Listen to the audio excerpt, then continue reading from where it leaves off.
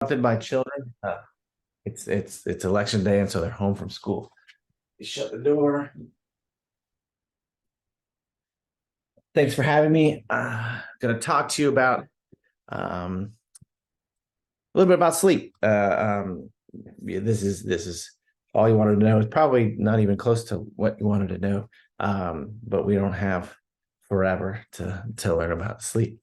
So I'll cover some kind of basic topics, things that you might want to know. Well, first, I'm going to talk about what is sleep. So, what exactly is it? People have different ideas of what sleep is, and there's often a misconception about sleep. I talk about briefly why do we need it. Something that we do roughly a third of our adult lives must be important. So, why is it so important? I'm going to talk a little bit about common sleep disorders, because it's good to know about these, have a heads up on them, because a large percent of the population suffers from these things. And how do we improve our sleep? How can we get better sleep?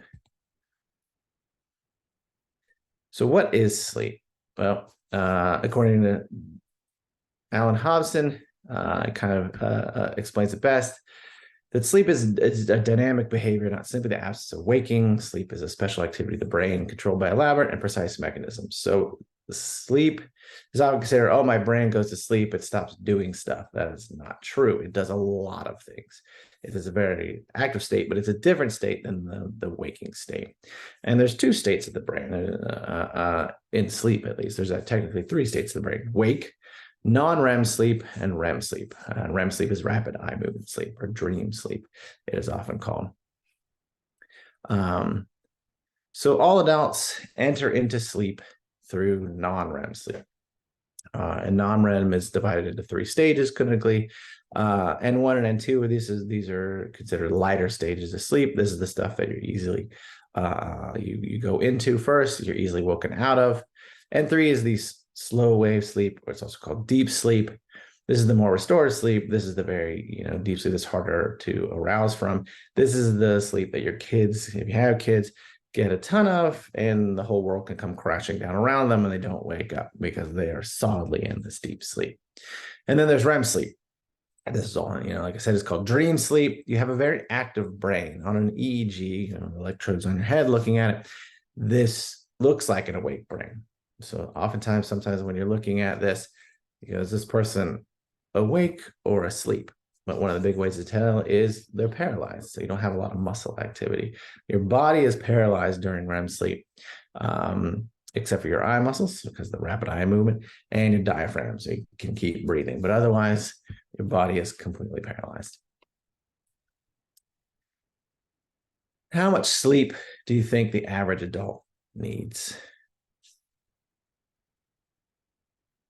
Any ideas? C. C, 7 to 9? I was going to say C too. All right, you are correct. 7 to 9. On average, the average adult needs somewhere between 7 and 9 sleep. And this is pretty stable over the adult lifespan. But what does change is more changes the total of slow wave sleep. So stage 3 sleep. So you can see when you're a kid, you get a ton of slow wave sleep. And as we get older, we get less and less of the deep sleep. It just gets harder. But somewhere between 7 and 9 hours is fairly stable. The total time overnight reduces, but in a 24-hour period, it roughly stays between this 7 to 9 hours. Now, what controls when we sleep? Just briefly, there's the two hypothesis model. There's the circadian rhythm, the body clock. So when does your body clock say it's time to be awake? When is it it's time to be asleep? For most of us, we should have a body clock that says we should be awake when it's light outside and asleep when it's dark outside. Sometimes that gets off. And then something called sleep homeostasis. More simply, it's just a sleep drive. So kind of the longer you've been awake, the stronger that drive is. Now, the circadian rhythm is controlled by the master clock in your brain. It's synchronized to the light-dark cycle. And it's roughly 24, a little over 24 hours. So if you're trapped in a box with no windows, no clock, no calendar, no anything. Your body will wake up, be awake, for roughly 16 hours, be asleep for roughly 8 or so hours, without any clues from the outside world, because you have an internal clock. And there's 4 main clock setters. So what sets your clock? The most powerful is light. So whenever you're exposed to light, that tells your brain, I should be awake. It's light outside, I should be awake. When it's dark outside, I should be asleep. When am I eating? When is food available? And when am I active? And when am I interacting with other people? The circadian rhythm promotes wakefulness during the day. So when you get up in the morning, then the circadian rhythm says, be awake, be awake, be awake, be awake, be awake. And then when it hits night, it says, go to sleep. And people have a chronotype. You might notice that you're more of a morning person, or someone else might notice they're more of a night owl. This is genetic. Usually one of your parents is one, or both of your parents are one of these things. And you could be somewhere in between, but you have a genetic propensity to be one of these two things. So sleep homeostasis, or the sleep drive, really, the longer you're awake, the stronger that drive is. So if you only slept for 2 hours, you know very well you've got a strong drive to go right back to sleep. And so the longer you've been awake, it builds and builds and builds. So it's driven kind of by metabolism, waste products. So the more your brain's doing, the more it's producing the waste products and metabolism, and those signal that it should be asleep. So here, the alerting signal is like the circadian rhythm. It says you wake up in the morning, be awake, be awake, be awake, be awake. There's a little dip in the afternoon that often comes post-lunch, and people think, it's the post-lunch lull. It's because I ate. It's not actually because you ate. It's because there's a little dip in that circadian signal to stay awake. And you've been awake for a while. So then as you have been awake, the sleep drive builds and builds and builds. And then you go to sleep and you pay off that sleep debt. And the circadian rhythm says, go to sleep. So that's how we sleep. Why do we need it? Why is it so important? Well, it does a lot of things. It increases the immune system. So when you get poor sleep, too little sleep, you're more likely to get sick. You have a harder time fighting off infections. It decreases waste products. People may have heard of something called the glymphatic system. It's basically the system in the brain that removes waste products. It's active 24/7, but it does the majority of its activity during sleep. So you can be awake all night. It's not at night. It's when you're asleep. So that's when it reduces waste products. Plus, you get rid of all waste products in the rest of your body as well. It's when you consolidate memory and learning. You learn better when you sleep. If you're sleep deprived, it's harder to learn things. It's harder to remember things. When you sleep, it increases your glucose sensitivity. It raises your basal metabolic rate. If you get good sleep and you're trying to lose weight, it'll be easier. You're less, when you're sleep deprived or don't get good sleep, you're almost pre-diabetic. You get insulin resistance. And sleep loss or disruption increases the risk for a lot of other medical disorders.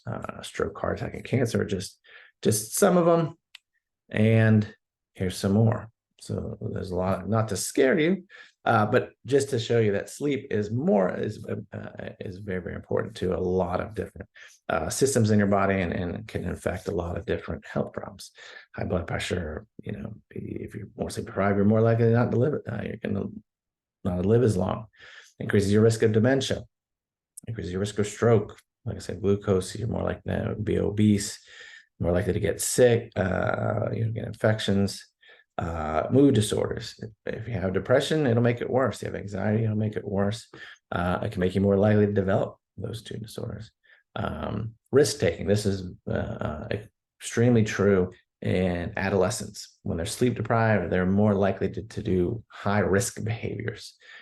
And then they have loss of emotional control, loss of control over aggression, get amotivated. Attention deficit. A child can be diagnosed with ADHD, but they might actually not have that at all. They have poor sleep, and it's actually not that. And it increases accidents. So this is well known. Sleepy while driving increases the risk of having an accident by several fold. So what are some common sleep disorders? I'm just talk briefly about 3 very common sleep disorders: obstructive sleep apnea, also known as OSA, insomnia, and restless leg syndrome, as these are extremely common in the general population. So obstructive sleep apnea, you have snoring or what we call witness apnea. Somebody goes, whoa, it looks like you stopped breathing in your sleep, or I couldn't tell you were breathing, or you have these pauses in your breathing when you sleep. And the person suffers from sleepiness or fatigue, they might call it. They might have insomnia. They have trouble falling asleep or staying asleep. They wake up and they feel like they didn't get enough sleep, even though they were getting, they say, oh, I slept for 8, 9 hours, 10 hours last night, but I still feel like I didn't get enough sleep and I could sleep more. And sometimes people wake up with the sensation of choking or gasping. And then definition, not super important, but something called AHI, apnea-hypopnea index, is what we base it on. But basically what happens is your upper airway, which is just supported by smooth muscle, is relaxing. Those muscles are relaxing at night and they're collapsing, and they're either getting too narrow and you're having too shallow breathing, hypopnea, or it's completely closing off and you're trying to breathe, but you're trying to breathe against a closed airway. So it's based on something called, the severity is based on something called the apnea-hypopnea index. Maybe a little too technical, but it's apnea. The A is for apnea, which is a complete pause in breathing. You're trying to breathe, but there's no air movement because the airway's completely collapsed. Or hypopnea, where the breathing is too shallow. And so that's where you can't get enough, you're not moving enough air. And so based on the number of events per hour of sleep, and severity is based on this score. Now it's pretty common. Described as anywhere between 2 to 26% of the population. It's probably closer to that 26%. And again, roughly 13 to 14% of men aged 30 to 70 have. It's more common in men, roughly 5 to 6% of women. It increases in prevalence with age. So as you get older, you're more likely to have it, and then that kind of levels off around 65. And then women catch up to men post-menopause. So they're more likely to have it at post-menopausal. And depending on where you look, what studies look at, it's reported as anywhere between 50 to 80% of people over 65 have obstructive sleep apnea. Now, if you have it, what are your symptoms? Well, one of the big ones is excessive daytime sleepiness. It's common, but it's not universal. You can have sleep apnea and it can be severe and you not feel sleepy at all. So it doesn't correspond to the severity. And you can have very mild sleep apnea and fall asleep in your food. And you can have cognitive dysfunction. You can be like, I can't think during the day. I have trouble with my memory, trouble with concentration. I feel like, it takes me forever to do certain tasks that you used to be able to do a lot faster. You can just have mood problems. I just feel depressed. I feel more irritable during the day. And then during sleep, people snore, but you can snore and not have sleep apnea, and you can have sleep apnea and not snore. Dry mouth, because we are supposed to breathe through our noses. Our mouths are for talking and eating, but we're supposed to breathe through our nose. If we can't breathe through our nose, what do? We drop our mouths open. So when you mouth breathe at night, your mouth gets dry. You may notice this, obviously, if you have a stuffy nose and you have to mouth breathe because you can't breathe through your nose. But dry mouth is common. Morning headaches, you wake up with a headache every morning. That your sleep is restless, because every time you have an event, it may cause an arousal. You may wake up a bunch, and you have to be awake for a few minutes to really remember, but you may toss and turn a lot. And you're more likely to go to the bathroom at night, nocturia. So sleep apnea make you go, okay, I'm going 3 or 4 times a night. That happens more commonly as we get older, but if you're going a lot, it could be because of sleep apnea. So what are the treatments? Weight loss can help.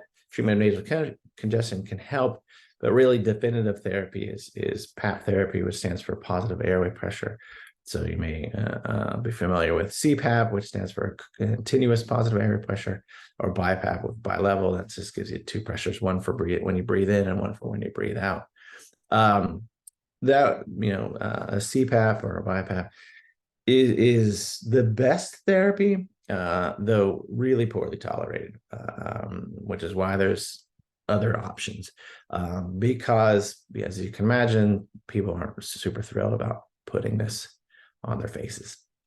But it works, and people feel really a lot better when they treat their sleep apnea, and have patients that have been using it for decades and just go, I hate it, but I can't sleep without it. They know that they sleep better with it, they feel better with it, despite it being annoying and cumbersome. Other options, there's dentists that are trained in fitting people with oral appliances for sleep apnea. So this one, this middle picture right here, example of an oral appliance called a mandibular advancement device. Basically pushes the lower jaw forward, trying to keep that airway open at night so it doesn't collapse. And there's tongue devices. If it's kind of the airway's closing off or at the back of the tongue, this is basically like a little suction. Squeeze it, and then your tongue gets sucked into it a little bit, pulls those tissues forward. And then there's surgeries. You may have seen commercials for the Inspire device, something called hypoglossal nerve stimulator. Hypoglossal nerve controls the muscles of your tongue, so it detects when you take a breath in, stimulates that nerve, and moves your tongue and those tissues forward to try to prevent the collapse from obstructive sleep apnea. And then there's some pretty gnarly and pretty invasive surgeries, maxillary expansion. They widen your upper jaw, and mandibular advancement, they break your lower jaw and lengthen it all to pull those tissues forward. So those are pretty things of last resort, or in patients that may have congenital malformations, smaller faces, and that's causing the obstruction. Now we'll move on to insomnia. Insomnia, which probably most people experience at least once in their life, but it's extremely common. And this is basically a difficulty in falling asleep or staying asleep, or why not both? You can have both, difficulty falling and staying asleep. And people can have this, and it's not technically called insomnia if they feel fine, if they're not worried about it and it doesn't impair them during the day. But if it causes impairment, meaning you have trouble thinking, having trouble functioning during the next day, or you function just fine, but it just really bothers you, then it's considered insomnia disorder. And it is the most common sleep disorder. And the incidence, as you can see, the incidence increases with age. It's more common in women, except for men and women in the 30s. Men in the 30s, for some reason, have report much more insomnia, but it just increases with age, and it's extremely common in patients in their 80s for a number of reasons. So we divide it into acute insomnia and chronic insomnia. Chronic insomnia is basically just lasting for 3 months. You have problems at least 3 nights a week for 3 months. If it's less than that, it's acute insomnia. And as far as my clinic, I never see anybody with acute insomnia, because by the time they get to me, they've had it for at least 3 months. But the causes can be a lot. Usually it's multifactorial. Most of the time, there's a number of things going on that are causing it. For instance, medications. There's a lot of medications, both prescribed and over the counter, that can interfere with sleep. Other substances, illicit medications, other things, illicit drugs, and a lot of herbal things, and of course caffeine.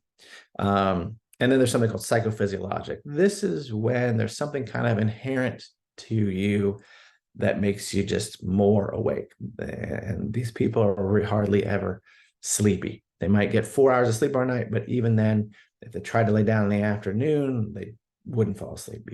Anytime, it's just I'm awake all the time. I have trouble turning it off. There's just something inherent. People described it variably as like a ramped up vigilance system. It may have been evolutionary advantageous when we were sleeping in caves, and you woke up when the tiger came in, rather than other people. So it's just kind of high alert, and you have trouble turning that off and going to sleep. And then if you've got mood disorders or other health problems, that can keep you awake at night.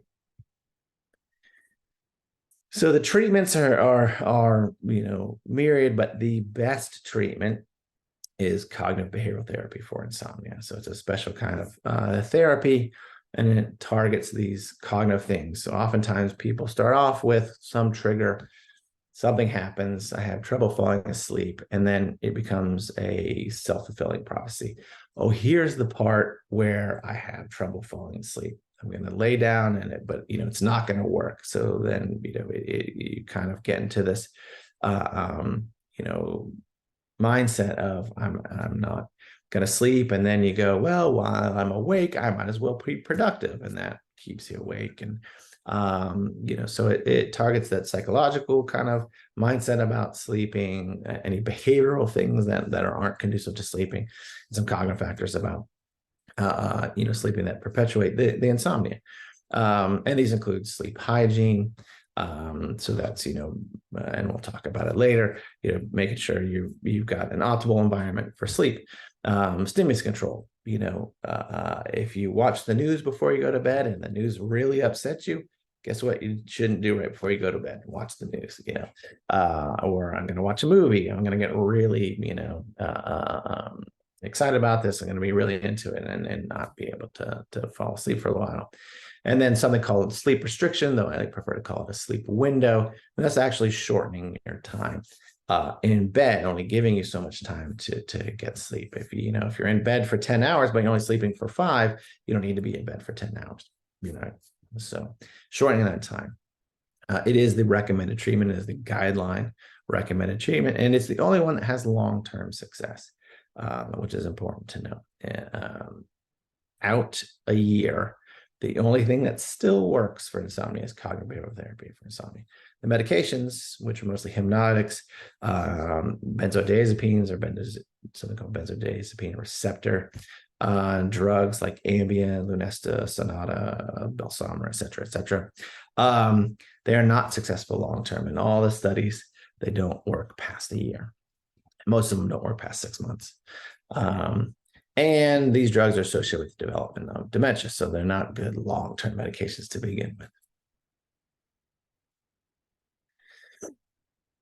And restless legs, so RLS, or restless leg syndrome. This is an uncomfortable sensation in your legs or any limb. It can sometimes occur in your arms, but most commonly in the legs. And it's people describe it different ways. Some people say, okay, it feels like something's crawling on my skin, or some people say it almost feels like painful.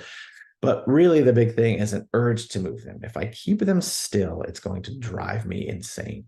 And I can't, and I got to move them. It occurs more at night when you lay down, or in the evening, especially if you prop your feet up. Like I said, it usually occurs at rest. Even if you're sitting with your feet on the floor, you can get it. More so if you prop your legs up. And moving your legs or standing up improves or relieves that sensation. So you go, okay, it'll drive me crazy, but if I stand up, it's better, or even goes away entirely. And this is a fairly common disorder. Diagnose it just by history. It's got these classic symptoms. Treatment: iron supplementation actually is associated with low central nervous system iron, and medications. And the best medications are gabapentin and pregabalin. Other medications that have been used for years for ropinirole, pramipexole. These are dopamine agonists. In the long term, they actually cause something called augmentation. They actually worsen the restless legs. So the symptoms can become more severe, happen earlier in the day, and actually can spread to other parts of the body. So you go, well, I used to have restless legs, now I've got restless arms. The same sensation is now in my arms. So with all this going on, how do I get good sleep? What can I do to get good sleep? Well, sleep hygiene, avoiding sleep disruptors, recognizing and treating any sleep disorders. So that's when I talked about the common ones.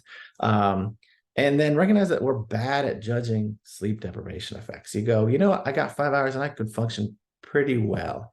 You think you can, but you can't. It's one of the things we're very unaware. You sleep deprivation makes you tired to a point, and then that plateaus, and you don't feel any more tired the less sleep you get. And the secret is not looking at the internet until the wee hours of the morning. So sleep hygiene. What is good sleep hygiene? Well, one is a consistent schedule, going to bed at the same time and getting up at the same time, including weekends. So your body likes routine.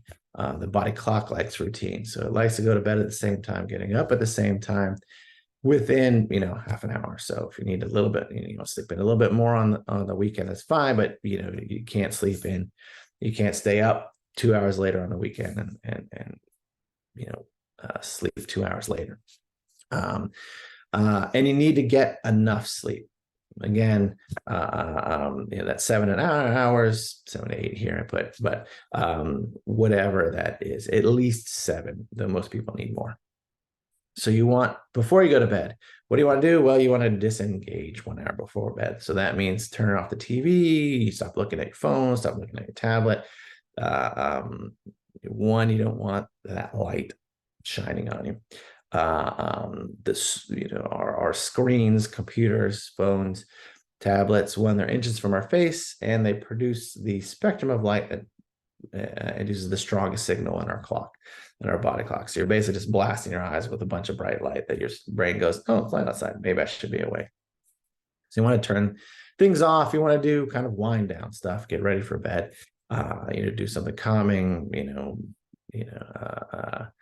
do something relaxing. And then only do 2 things from bed. Don't watch TV from bed, don't read in bed, don't do your taxes in bed. If you're doing other than sleeping or having sex, then get out of bed. Bed is for 2 things and 2 things only. And then avoid food and fluids within 3 hours of bedtime. Everything likes to go to sleep, including your GI tract. Things change when you sleep, and all organ systems and your digestive system slows down. So if you've got stuff in there, it's still going, it's sending signals to your brain, wait, we're not done here, stay awake. So it's more disruptive to your sleep. You're more likely to get up to go to the bathroom. So like I said, avoid sleep disruptors. What are some common sleep disruptors? Well, caffeine is probably the biggest one. It's ubiquitous in every culture. But you go, well, I just have a cup of coffee in the morning. Well, guess what? That cup of coffee is still in effect when you're going to bed that night. And again, it's still there the next morning. So in studies, they've shown 1 dose of caffeine in the morning, those people on average take longer to fall asleep, have lighter stages of sleep, and have more frequent arousal. So they're easier to wake up. So the more, and obviously the larger the dose, so the more coffee you have, and the closer to bedtime, the greater that effect is. Also alcohol is terrible for sleep. You go, but it makes me sleepy. It does make you sleepy and you fall asleep faster, but one, you should never use it to fall asleep. But it has a learning effect when it wears off. So when you drink alcohol, yeah, you'll fall asleep faster, but overall you're going to have less sleep, and it's going to be more fragmented sleep, especially in the second half of the night. It's going to actually wake you up.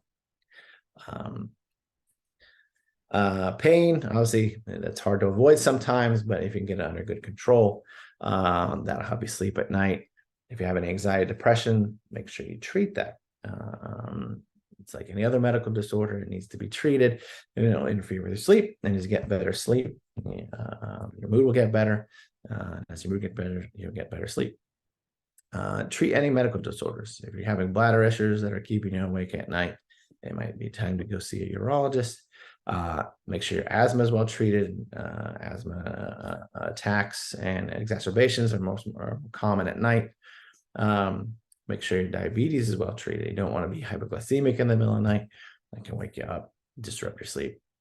And dementia can disrupt sleep at night.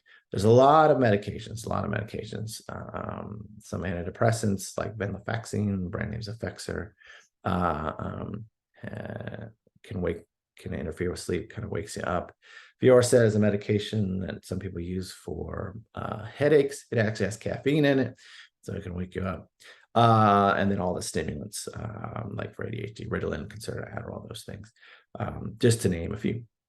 And then bright light. And then when I say particularly blue light, it's the blue light end of the spectrum, actually, because that is the spectrum of light that goes to our brain's master clock that says, should I be awake or should I be asleep? So if it's getting light, it says I should be awake. So if we're blasting our eyes with that at night, your brain's going to go, well, I should be awake and not asleep. And if you have any sleep disorders, you want to treat those. You're going to sleep better. Then recognize that sleep problems are common in a lot of people. So just some statistics: 26% of people complain of difficulty falling asleep at least a few nights a week. 42% complain of difficulty staying asleep at least a few nights a week. But only a minority of these people seek treatment. Only about 10% of those having insomnia problems will talk to the doctor about it. Most people do this on their own, so they go to the section in CVS to look for sleep aids, and they don't work, by the way. And about 10% of people meet criteria for a chronic insomnia disorder. So it's not as just I'm having a bad patch. All of us have probably experienced that, but a good portion of us have chronic insomnia. And then we are really, really bad at judging when we're sleep deprived. And this could be because you didn't get enough sleep or you didn't get good sleep. You have all these disruptors. So like I said, on average, an adult needs roughly 7 to 9 hours of sleep. So that should be everyone's target, a minimum of 7, no matter what, really. And you have to give yourself a little bit more time than 7 hours of bed. If your target is 7 hours, you probably need to give yourself about 8 hours or so. You got to give yourself enough time to get that amount of sleep. And that's average. Some people are shorter sleepers. Some people are longer sleepers. They need a little bit more than 9 hours or 8 hours. They need a little bit less than that. But if you're convinced you're a short sleeper, you should still aim to get a minimum of 7 hours, because you often need more sleep. You're just one of those people that's better able to tolerate it. And we all have different abilities to tolerate sleep deprivation. And sometimes short sleepers aren't really short sleepers. They're just people that are really better able to tolerate sleep deprivation. Then they don't feel the effects as much.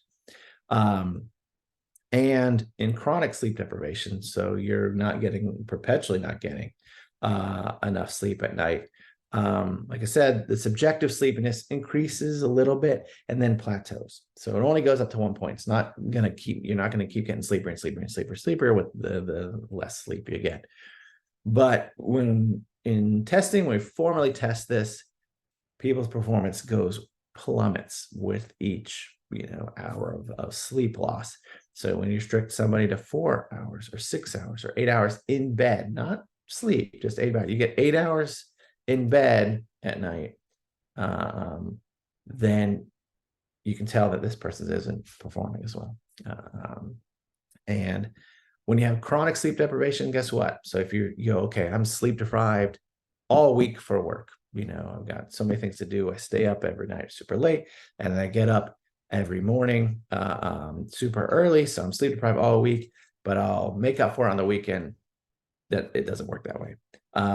If you are chronically sleep deprived, a single night, even 2 nights may not be enough. It doesn't restore the sleep deprivation. You need several days. And so the longer that, sleep deprivation, the longer you need to make up for that sleep deprivation. And so what are some behaviors you can do to improve your sleep at night? Well, getting exposure to bright light during the day. So thankfully here in North Carolina, there's a lot of bright sunny days, and falls and winters aren't so, at least me, I came from moved down here from the Northeast. So the fall and winters are much milder. You can get out and you get exposure by light during the day. That helps your brain say, it's light outside, I should be awake tonight. You can help you make you feel more awake during the day. It can help you sleep at night as well. And then you want to avoid that bright light exposure at night and avoid that blue light exposure at night. So you don't want a ton of lights on. You don't want things right in your face. You want to avoid bright lights at night and avoid caffeine, but especially at night. If you go, it's a ritual, I have to have that cup of coffee in the morning, but you don't want to be doing pots of coffee, and you certainly don't want something close to bedtime. Avoid alcohol close to bedtime. That's going to disrupt your sleep. The proverbial nightcap is not actually good for your sleep. So you want to make sure you're not having it close to bedtime. And exercise daily. Exercise helps everything, including sleep. So if you exercise, again, you can feel more awake during the day and you can sleep better at night. So thanks. Yeah, thank you, Dr. Walker. I think, we have time for questions here. And I wanted to start by asking about the use of CBT or cannabis for sleep. So, the problem with that is they're not standardized preparations. So anything that is a supplement isn't regulated the same as a prescription drug, or even a over-the-counter medication. So if it's labeled a medication, then there's rigorous standards. It has to be what it says it is, and it has to have the amount it says it does. For supplements, they don't. So one, what are you getting? There's a lot of cannabinoids. THC is one, but there's a lot of different ones, and they all have different effects. So the problem is we don't really know. Now, people use them and they go, okay, I feel, that I can fall asleep. Sometimes it helps with anxiety. What is it actually doing to help with sleep? So right now, nothing is recommended. And that's the problem, is because a lot of these are supplements. So what are you getting? Are you getting a bunch of different cannabinoids? Are you getting one type of cannabinoid? And how much are you getting? And that varies. So for example, with melatonin, that a lot of people take, and it doesn't help you fall asleep. It just tells your brain it's dark outside. But with melatonin, there was a study that was done several years ago where this lab went out, bought all this melatonin off the shelves and tested to see, well, how much melatonin does it have? And they found out that some formulations have no melatonin, some have much more than they say. And that even within the same product, the amount varied from batch to batch. So you bought a bottle of the same thing, it may have no melatonin. The next time it might have way more than it says. So it's not regulated. And so that's the problem is the literature, there's a lot, they're researching it, but there's nothing out there that you could say, oh yeah, it's going to be that, because when they research to do, a study, you got to go, well, I'm looking at a particular substance or a particular molecule, etc. And that's not what's out there, commercially available right now. Okay, thank you. I know that Angie has her hand raised, and then there were a couple of questions from the chat that I will get to. But Angie, let's let you go ahead. Thank you. What about restless sleep? My sleep app on my Apple Watch says that I have a lot of awake times, and I know that I look at the clock during that time, so I'm pretty sure that's accurate. So how do you do that? And I have very little deep sleep. You didn't talk much about deep sleep. Right. So deep sleep is slow wave sleep or N3 sleep. We stage it off of what your brain's doing on the EEG, the electroencephalogram. And so this is where your brain is very organized, sleep is very stable. It's the more restorative sleep. So if you're sleep deprived, you pay off slow wave sleep. This is the one that, you get this and then you feel more rested. One, the commercially available things like the Oura Ring, your Apple Watch, the Fitbits, they're terrible. They're terrible at telling. They are 100% inaccurate, because on a sleep study, we tell you how much slow wave sleep you have or deep sleep you have based on what your brain's doing. Well, you don't have an EEG on the watch or these things, so it uses surrogates. So you can, if you lie still and slow your heart rate, then you can probably convince it that you're asleep. Because that's kind of, for a lot of these things, that's what they're using. They're kind of using surrogates of other things that happen during slow wave sleep. So your heart rate usually is at your slowest, your breathing is kind of uniform and slow, and so, but it can't really tell. So if it says you're not getting much, I would ignore it. And that's what I tell my patients in the clinic is ignore these things, because they're not accurate. They're not accurate at all. They can't tell you that you're not in slow wave sleep. So they're accurate at how much you move, because they have, actigraphers basically, use different things. A lot of them, gyrometers, basically, are you moving? It's great at telling that if you're moving. So it might give a sense of it might be a good gauge at how much total time you're asleep. Probably a good rough estimate, but certainly not at telling which stage sleep. Now, why are you moving a lot in your sleep can be a lot of different things. Like I said, disruptors. Do you have a light on? Do you have a lot of noise? Is your bedroom not cool? Do you drink a lot of caffeine? Do you have other medications that might interrupt your sleep? Or do you have a sleep disorder? Do you have sleep apnea? Do you snore? Do you have restless legs? There's also something else called, it's not as common, but it's something called periodic limb movements of sleep, where you just you move in sleep, and that can be disruptive to your sleep. But restless sleep is usually a sign of just something else going on to disrupt your sleep. If you're changing positions a lot or waking up a lot, then there's something disrupting your sleep. Thank you. And then someone asked, how do we get into the sleep clinic or get attention for our sleep issues? Yeah. Well, unfortunately, getting into the sleep clinic at UNC is a slow process. We're backed out pretty far. I am, last I checked, I'm booked till May, so people wait. But if you get in sooner with your primary, discuss these things, especially if it's something as you don't need to see a sleep specialist for somebody to order sleep study if that's they think that's necessary, so you don't have to wait for that. And so that might get the ball rolling. They may want you to eventually come see somebody like me, but you don't have to see a sleep specialist to at least get a sleep study ordered. Your primary could be able to do that. Should be able to do that if they think it would be useful for whatever your sleep complaints are. Okay, thank you. And then someone asked about magnesium for sleep. So yeah, that's the big thing now. It can help. Some people think it helps. There's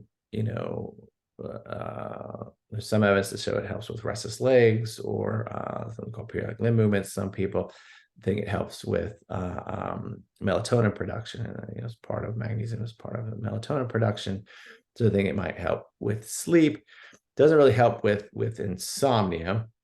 If you're if your body's not producing enough melatonin, or you're strengthening the melatonin signal, that may help you go to sleep, in the sense that it reinforces the body clock. When should I be asleep? When should I be awake?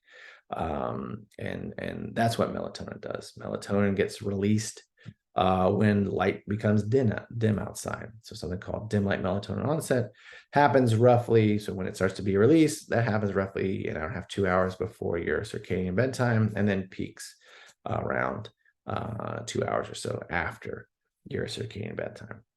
So if your bedtime is around, if your body clock says we need to go to sleep around 10, then melatonin starts to be released around 8, and that can be reinforced with maybe reinforced with magnesium. And is magnesium, do you still have to worry about whether that item on the drugstore shelf is accurate in calling itself that, or is that regulated?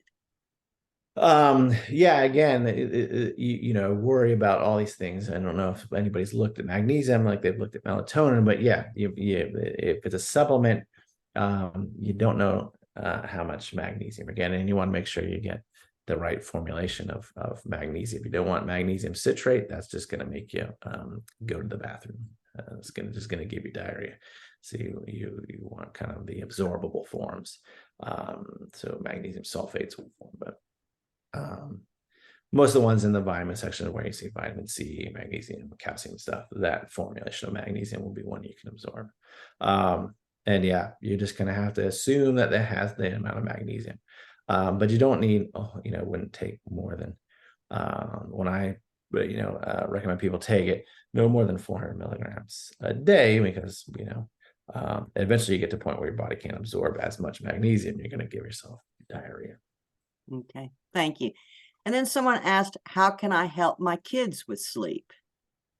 Yeah, kids are, kids always give us trouble, right? Again, very regulated, and depending on the age of the kid, the sleep is a little bit different in children, because that changes depending on how young your child is. They need more sleep than adults across all ages of children. And then there's a shift in the circadian clock. So when you become a teenager, our clock naturally shifts to be a little bit delayed, we'll call delayed sleep phase. So basically their body clock says, don't go to bed till later and wake up later. It's one of those things where it's why, at least I don't know if it's the same in Chapel Hill, but I think it is with the Chapel Hill Carrboro City Schools, the times start differently. So elementary school starts earlier, then middle school starts a little bit later, and high school starts the latest, because there's a natural shift. And they've looked at this in remote Amazon tribes where there is no electricity. There's they're not on cell phones, and they they still shift. They still have this shift. So depending on how old your kid, they may need, teenagers need somewhere between, maybe 8 and 10 hours of sleep. When we're young, babies need, like cats, 20 hours of sleep. They wake up to eat and poop and then go right back to sleep. So you want to make sure that they're getting enough sleep. So younger kids need, probably 10, 11 hours when they're toddlers and things. And she added that it was their elementary age. So elementary age. 6 Okay. and 9. 6 and 9. Oh, okay. So that's really close to my kids. My kids are 5 and 8.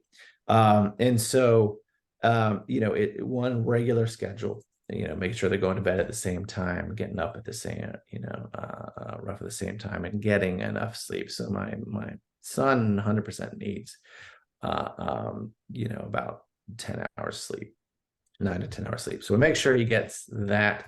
And, it becomes difficult when we arbitrarily change the clocks. So, so for, during the summer when it's bright outside, there's no need for it to be light outside at like almost 10 o'clock.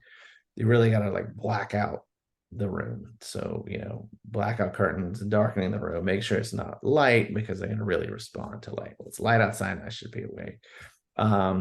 Disengaging, before bed, just like adults. Make sure they're not on screens, make sure they're not, it's not running around playing, on before, because so they get worked up.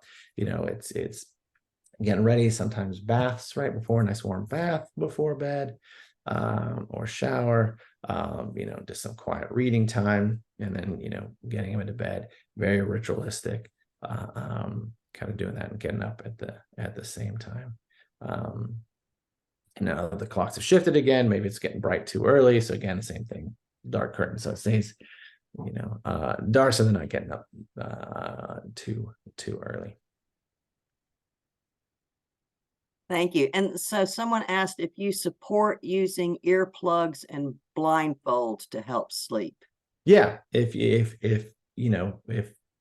very sensitive, some people are very sensitive to noises, and oftentimes my patients with insomnia often feel like they're asleep but can still count the cars that are going by, or hear the refrigerator running. They're very aware of their surrounding, and that's disruptive. Then yeah, earplugs. You want your bedroom to be cool. You want it to be dark, and you want it to be quiet. So you don't want any light, you don't want any noise. So if blocking that out with earplugs and an eye mask works for you, yeah, go for it. I'm all for it. It can be very helpful. Yeah, so she's added that she finds them very helpful, but never knew if you should rely on them or not. Yeah, it's fine. Actually, to go back to kids, they found that just places with higher ambient light, those children had less quality sleep, even though they may have gotten the same hours. There's just enough light going through the eyelids, making it through their eyelids when they're asleep. So yeah, definitely as dark as you can get it. I highly recommend blackout curtains, especially if you've got a window that faces a street light and things. You want dark. Light and noise will disrupt your sleep. And of course, I know a lot of folks, and all of my grandchildren, go to sleep with the ambient noise machine. That's fine too. Some people go, I can't go to sleep when it's too quiet, it bothers me.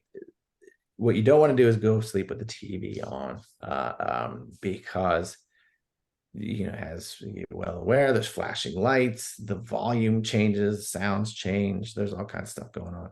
So you don't want that. What you want is a constant noise, because constant unchanging things your brain starts to ignore. If you're wearing a ring, if you're wearing a watch, you do that probably every day. Do you notice it's there that much? Not so much, because your brain goes, it's a constant signal, it's unchanging, start to ignore it. That's the same thing with sounds. So if it's a white noise machine, or it can do that ocean sound, but it's repetitive and it's the same thing over and over again, that's what you want to use. Ceiling fans or other fans are great because they're usually pretty consistent noise that are unchanging. You want an unchanging noise so your brain ignores it and it doesn't disrupt your sleep. Okay, thank you. And it looks, I think we have time for one more, and I know that Charlie has his hand raised. So over to you, Charlie. Yes, thanks, Dr. Walker. I just wanted to ask a quick one. I know I've heard that posture affects sleep apnea, but I was curious, it can affect sleep apnea, but is it also with the rest of us? I mean, does sleeping on your stomach versus side versus, being propped up a little bit, does that have a huge impact? It has some impact, yeah. And so most people, when their airway collapses, tends to collapse, front to back. It can collapse in different directions, concentrically, like twisting like that, or, side to side. But the majority of people, it's front to back. So when we lay on our back, perfectly flat, gravity has the greatest effect. So usually for most people, sleep apnea is worse, obstructive sleep apnea is worse on their back. Usually, but not necessarily, but usually better on your side. Very few adults sleep prone. Kids sleep prone, on your stomach, all the time, like a lot, but adults rarely do. And usually that's when it happens, often it's a little bit less prone, because then it's falling the opposite direction. Things are kind of falling forward. Gotcha. But as we get adults, we hardly ever sleep on our stomachs. Most adults rarely do. And then if you're sitting propped up, again, if you sleep propped up, that can make it so you don't collapse as much.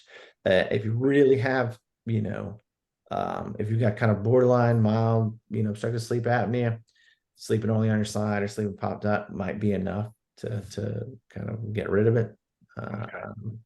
But if you really have, more severe sleep apnea, then it's unlikely to be enough. To be enough. Okay. Thank you. No problem. Well, thank you so much, Nathan, and we Mhm. all My look pleasure. forward to having the follow-up on sleep as a topic at Lunch and Learn in the spring. So look forward to that. And thank you so much for your time. My pleasure. Thanks for having Thank me. you. Thank you so Bye-bye. much. No problem.